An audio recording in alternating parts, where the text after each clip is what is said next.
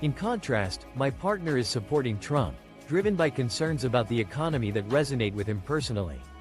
The problem is, I fear that his choice could undermine my fundamental rights as a woman. How can I separate this from feeling personally targeted or attacked as a woman? Would a difference in voting preferences be a sufficient reason to end a relationship? My wife hated my dinner, so I killed her. AITA, this sub sucks. Every popular post is someone dealing with a clearly fake or so obviously not an asshole position. My husband cheated and I wasn't sure if I liked him anymore. AITA, I cooked mac and cheese for M. My wife gave my dinner such a scathing review, and in that moment, I took her criticism a little too seriously. Was I in the wrong? This sub has really lost its touch. Every trending post seems to feature someone struggling with a situation that's either fabricated or incredibly obvious in its lack of moral ambiguity. Should I stay with my partner after they cheated and I still have lingering doubts about my feelings for them? Am I the asshole? My significant other asked me to cook their favorite meal, but now they want to pursue a romantic connection with someone I consider a close friend. AITA, my partner has a habit of letting our pets escape at night, and when I asked them to stop, they claimed it wasn't a big deal. Did I overreact by calling them out on their behavior?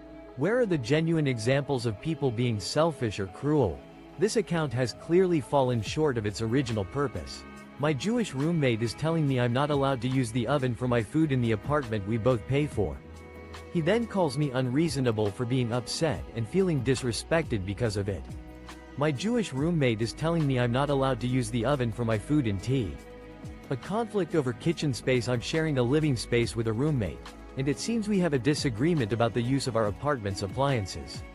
He recently informed me that I'm not allowed to use the oven for my own cooking, claiming that it's his decision to make as a co-tenant.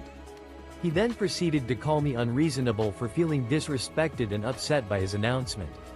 However, our apartment came with the oven, and it's not a personal or exclusive item belonging to him. The rent we pay for the apartment covers the use of its common spaces and appliances. I feel it's unfair that he's dictating the use of our shared appliances, particularly the oven, which I also pay for. Was I unreasonable for expecting to be able to use the oven as part of our living arrangement? Edit: I should note that I have not brought any strong-smelling or messy food into the apartment, as my roommate claimed. I believe our apartment's layout and ventilation system are sufficient to handle the occasional cooking of a meal. Update: I've been trying to communicate with my roommate about this issue, but we haven't reached a resolution yet. I'm hoping to find a compromise that works for both of us. TLDR: Uber drivers can't file class action lawsuits, so 12,500 drivers filed individually for third-party arbitration. Uber: you may not sue us in a court of law, you must take all complaints to third-party arbitration. 12,500 drivers, hold my beer. A class action lawsuit would mean ride-sharing drivers face arbitration hurdles when filing grievances. Uber mandates that all disputes be resolved through third-party arbitration rather than a court of law. 12,500 drivers circumvented this requirement by initiating individual arbitration proceedings. A class action lawsuit would allow Uber to address a single representative plaintiff. However, by pursuing 12,500 separate arbitration claims, the company is faced with the need to secure and compensate a large number of impartial arbitrators to handle each individual case. Edit: this is a classic example of a strategic move by the drivers to overwhelm Uber's arbitration system. By filing a massive number of individual arbitration claims, the drivers put the burden on Uber to handle and compensate multiple arbitrators. Update: Uber has not commented on the matter, but it is clear that the drivers have effectively subverted the arbitration requirement intended to limit their ability to pursue claims in a court of law. TLDR: 12,500 Uber drivers have collectively circumvented the company's arbitration requirement by pursuing individual arbitration claims, forcing Uber to deal with a large number of impartial arbitrators and increasing the company's costs. If you think violent criminals deserve a second chance and we should rehabilitate them, but think people should be fired for comments they made years ago, you're a hypocrite asshole. I'd rather some anti-gay marriage boomer keep their job than have to interact with a violent. If you advocate for giving a second chance to violent offenders who can be rehabilitated, yet believe that people should face employment consequences for past, seemingly minor, comments, then you embody hypocrisy. The possibility of a prejudiced, older person retaining their job, albeit with limited interaction, is more appealing to me than having to encounter a violent ex-convict at the local grocery store.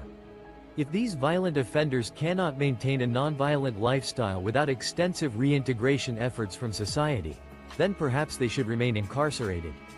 I hold little concern for their potential for redemption, especially given that their past victims were denied the opportunity for reparation. My estranged family asked me for money. I haven't seen or talked to any of them in 23 years. They disowned me for being gay when I was 17. Now one of my brothers and one of my sisters called me because the family business is bankrupt and my parents are in danger of losing their. A distant family I had long severed ties with came knocking on my door, seeking financial aid. It had been a staggering 23 years since I last laid eyes on or spoke with any of them. Their decision to disown me at the age of 17, based solely on my sexual orientation, still lingered in my memory like an open wound. Recently, I received a call from one brother and one sister, informing me that their business had fallen into financial ruin and my parents were at risk of losing their home. They implored me to bail them out, suggesting that, as the spouse of an ophthalmologist, I possessed the means to do so. Their suggestion left me in stitches. Responding with a blunt and assertive rebuff was an intensely gratifying experience, one that allowed me to assert my long-standing boundaries and reiterate my independence. It's been over a week since I posted, but we have been looking for our own place together since the lease on the current place runs out soon. I went to my GP and got a mental health plan. Navigating a changing dynamic. It's been nearly 2 weeks since I initially shared my concerns about my parents' unconventional relationship and our living arrangements. We've been actively searching for a new place to call home, as our current lease is set to expire soon. I took the next step in addressing my well-being by consulting with my general practitioner and creating a personalized mental health plan. As a result, I'm now on the path to receiving free therapy sessions.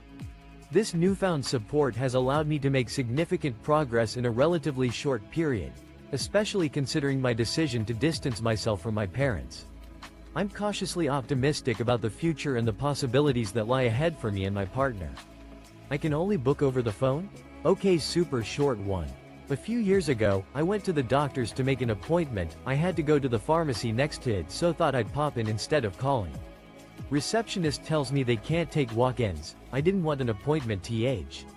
A bit of irony at the doctor's office recently. I paid a visit to the local doctor's office, primarily to visit the adjacent pharmacy. However, I thought it would be more convenient to check in at the doctor's office before heading over to the pharmacy. The receptionist politely informed me that they don't accommodate walk-in patients and only accept bookings made over the phone. Taking this as an opportunity